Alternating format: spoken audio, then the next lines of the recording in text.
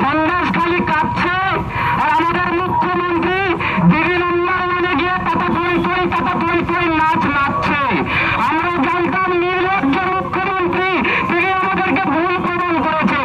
তিনি চরম নির্লজ্জ মুখ্যমন্ত্রী, নাক কান কাটা মুখ্যমন্ত্রী।